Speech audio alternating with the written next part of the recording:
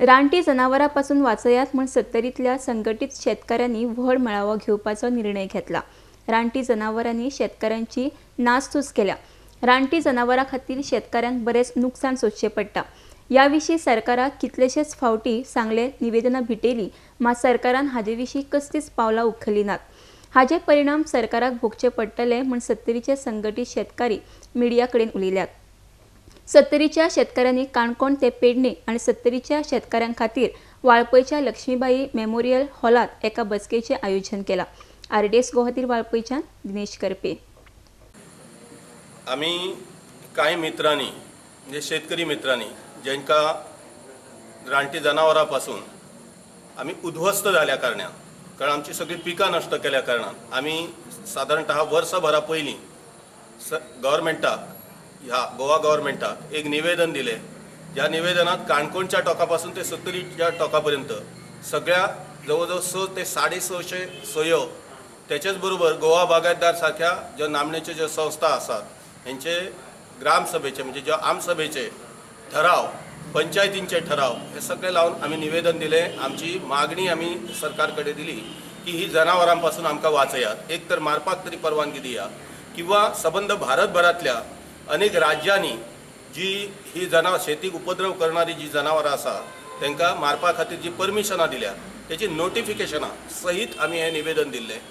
सरकारान आजपर्यंत तेचेर काही निर्णय घेतलेलो ना आणि परत आता भातां पिकली, नाल तयार जाल्लेले ह्या सगळ्या हेतूंतल्यान शेतकरी इतलो उद्ध्वस्त जावपाच्या वाटेर पावलेलो आसा।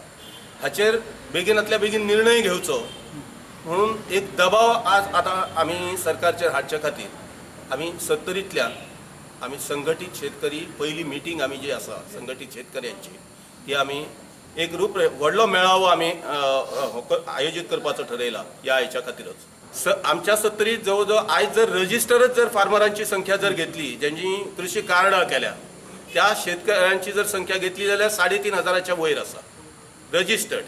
अनरजिस्टर्ड कारण गोंयाची सत्तरीची रचना अशी आसा की जवळजवळ 70% जमीन ही सरकारी आसा आणि 30% जमीन ही प्रायव्हेट आसा। सरकारी जमिनीत परत फॉरेस्ट एन्क्रोच जमीन येता जे फॉरेस्टाच्या हेतुंतली आणि अभयारण्यां येतात। आज फक्त एक वायट हे दिसता इतल्याच खातीर मायन ओनरांक मात्र 1 किलोमीटर बफर झोन आणि आम्ही शेतकरी फाल्यां जर परमिशन मागपाक गेले जाल्यार आमकां 10 किलोमीटरचो बफर झोन लागता। हे डिस्क्रिमिनेशन कित्याक? शेतकऱ्यांच्या बाबतीत ही असंवेदनशीलता कित्याक?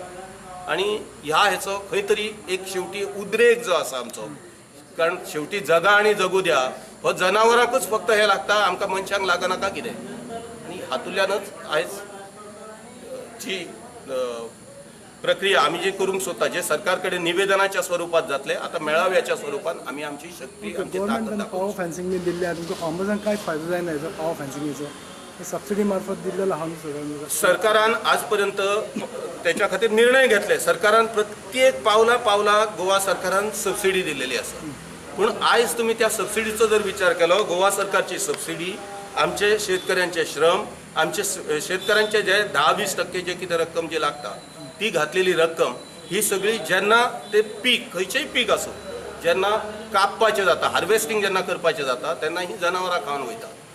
सगळ्यात मोठो धोको जर लक्षात जालो, आमी तर ना उमेद जाल्यात, पूण सरकारान लक्षात दवरचें शेतकरी ना जातलो, शेतकऱ्याची उमेद नश्ट करनाका। आयज आमची उमेद जर नश्ट जाली, नवीन शेतकरी ह्या शेतीच्या धंद्यात येवचो ना, ही गोष्ट सरकारान लक्षात दवरची आणि त्वरित हो निर्णय घेवचो। आमकां आमचो हो जो उद्रेक जो आसा हो सरकारान पळोवपाची वाट पळोवची न्ही, कारण आमकां हो उद्रेक करण्या खातीर आमचो शेवटी शेतींतलो वेळ हांगा दिवचो लागतलो, पूण आमकां पर्यायय नासतलो। जर सरकारान निर्णय घेवंक ना जाल्यार आमकां पर्याय ना। ताका लागून एकच मागणी की हे सगळे जाण्याच्या पयलींच सरकारान त्वरित निर्णय घेवन आपली जी सरकारची मालकी जनावरां, रानटी जनावरां ही पूर्णपणे सरकारची मालकी आसा, ती सरकारान आपली मालकी आणि आपले जे हे आसा ती जबाबदारेन ह्याच्या जनावरांपासून आमकां शेतकऱ्यांक वाचोवचें। एक तर कलिंग करपाचें किंवा कितें पर्याय आसूं शकता जाल्यार हाका पर्याय जशें पंजाब हरियाणा सरकारान जे घेतल्या की प्रत्येक पंचायतीत तेंच्यांनी 2-3 शूटर नेमल्यात। आमी रानांत वचून जनावरां मारपाक सोदिना,